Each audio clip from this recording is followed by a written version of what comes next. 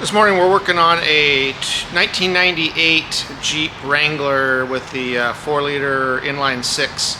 The customer was at a stoplight, went to accelerate, it sputtered and died, and then it would crank and no start. So it's towed in over the weekend. Got in it this morning to check it, and it started right up, but didn't run great. Kind of sputtered a little bit.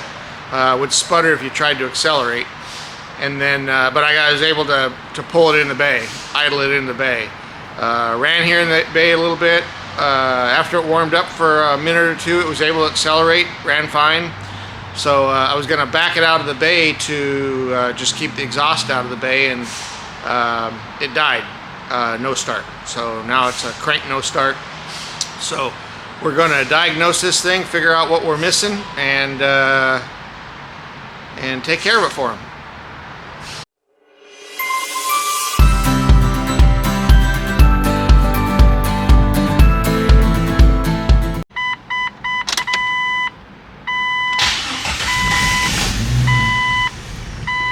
So it starts and dies now.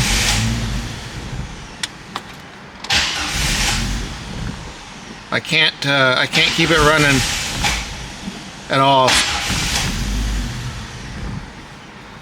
It acts like it's a anti-theft problem, but there's the anti-theft light is not on in the dash. So it's not getting something. It's either not getting spark or it's not getting fuel. If I hold it down and do a clear flood, it's got a nice even cadence, so it's probably not a compression problem. So let's go after spark and fuel and see what we find.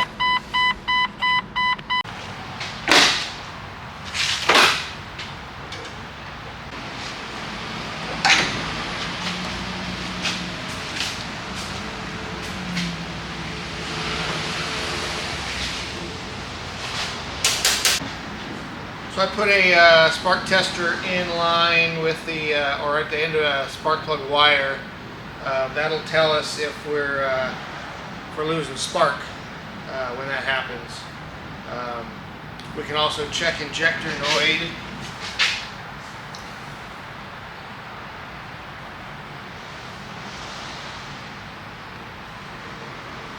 So that'll tell us if we're losing injector or spark or both.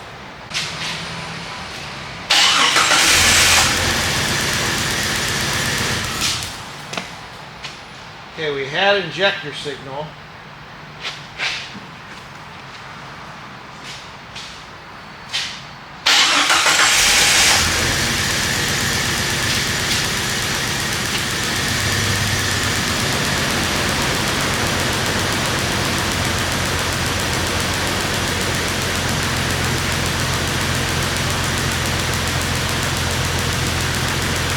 So it's running rough because I've got two cylinders disconnected here. But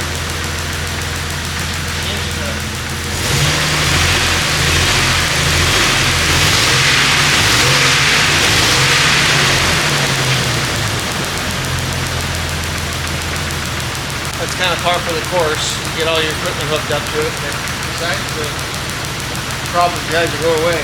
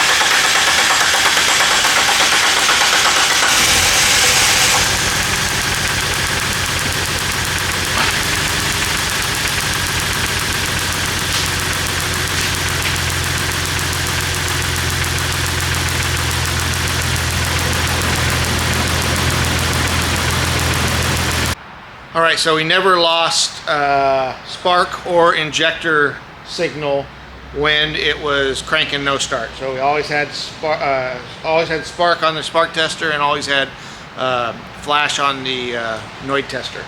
So we're going to be checking fuel pressure now. So I've got my fuel pressure tester hooked into the fuel rail, and we will crank it and see if we got fuel pressure.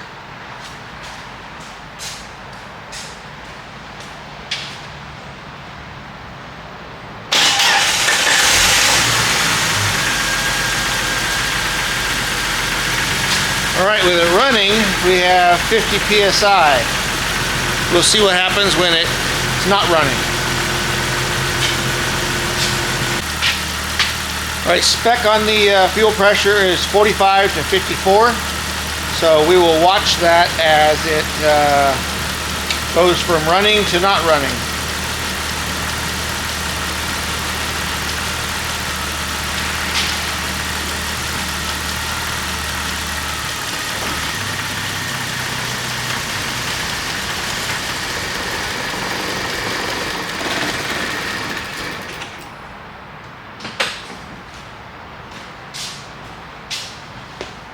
Well, that pretty much tells the story. As soon as you put it in gear, this thing fuel pressure drops to almost nothing.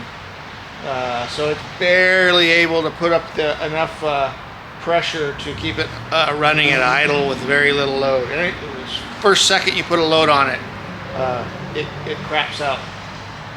So we want to make sure that we have as much fuel as the gauge says we have. It says we have about 3/4 of a gauge tank. So we want to make sure it has actually that much fuel in it. And then we want to make sure we have power and ground getting to it all the time. It's that the power and ground's not going away. Once we know that, it's a pretty short road to decide it's a bad fuel pump. So we will, I'm going to get the wiring schematic and figure out what the how the powers and grounds get back there, and see if we can't test that without having to pull the tank or anything else. So let's get that schematic. So 99% sure it's just a faulty pump that's not able to keep up with it, but we're gonna have some fun with this, testing it, do some tests on it. We've got our ATS e-scope. I've got it grounded, and I'm using my amp probe. I'm going to put a loop. So I took the relay out of the relay box. I put a loop in there so I can test it with my amp probe. So let's pull up the e-scope.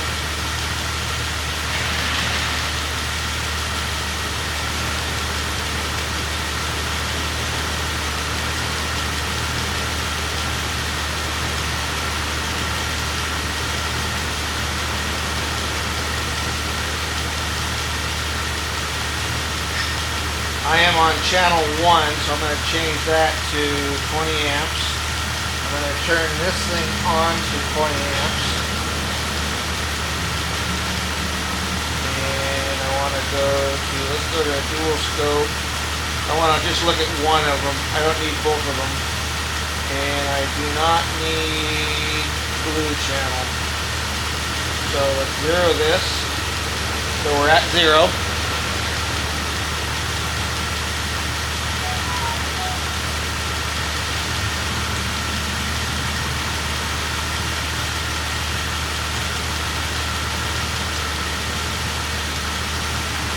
Okay, so I've got the pattern for this fuel pump, and it's pretty ugly. So there's it's an 8 commutator bar fuel pump, and you can count them. So if we start with this one as our number 1, so that's 1, 2, 3, 4, 5, 6, 7, and 8, and then we start over with number 1 again. But these, obviously, all of these should be on the same plane, and they're clearly not. So this thing is just ugly. It's pretty obvious that that's our problem. No sense in going any further. It's not a wiring problem. It's It's not a connector issue. It's not a resistance issue. It's just a worn out pump. So what I'll do is we'll replace the pump on this, and then I'll come back and we'll do another waveform of a good pump, so I can show you what a good pump should look like. But it shouldn't look like that. That thing is tore up inside. So I'll write it up for a fuel pump, and we'll replace it, and then come back and I'll show you what a good one looks like. All right, so I got that fuel pump put in. I did not film it because we are trying to get work done this week. It's Thanksgiving week this week, so just trying to get work knocked out, and sometimes the camera slows me down, so I gotta get work done when I can. So the fuel pump's in. While I had it out, I found that the previous repair on this fuel pump, they had cut the wires, bypass the connector with the wiring circuit, and did a pretty hack job. But that wasn't our problem, because you could see in the waveform previously that the commutator bars were really erratic. And if it was a wiring problem, it would have been more of a no start period. It wouldn't have come and gone and then dropped pressure. But the pump that was in there looked like it had been there for a while. But I fixed the wiring, so the wiring goes through the connector again. I soldered up new connectors on it, and so it's super clean job. Looks real good. It'll last, it'll last probably the rest of the life of this vehicle. So, it started right up, runs great. I want to show you the waveform of the new fuel pump, so you can see what a good amperage waveform for a fuel pump is. So I'm gonna pull you in a little closer so you can see the screen, and then I'll show you what I'm talking about. All right, so I'm going to plug my jumper wire in here, and I'm going to start the truck.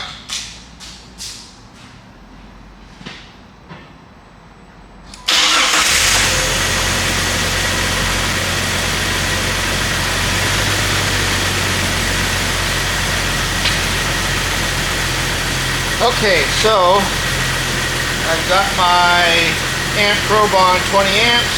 I got the loop in here. Now we're going to do a deep record on this thing. So first of all, you can see where our average amperage there is 4.5 amps. We were less than an amp before, so that tells you right there that pump was not long for the world. But 4.5 is where we want to be on there. So we can stop that. Let me shut this engine off.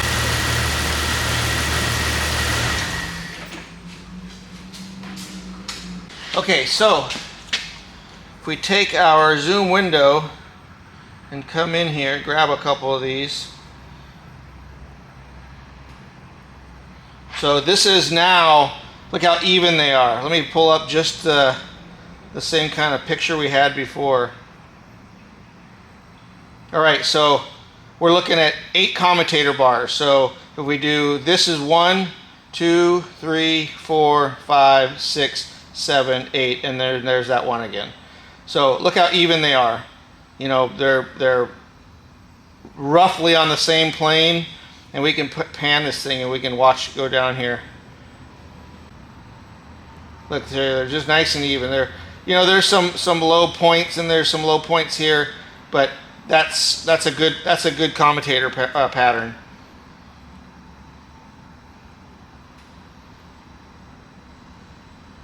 And we got good fuel pressure now. It stays up when we want it to. We can load it up, and the pressure stays up. So that's what we want to see. So we got a nice waveform, fuel pump amperage waveform on there again now. So this thing runs good. It's got plenty of power. So we're going to call this one a fix. Thanks for watching.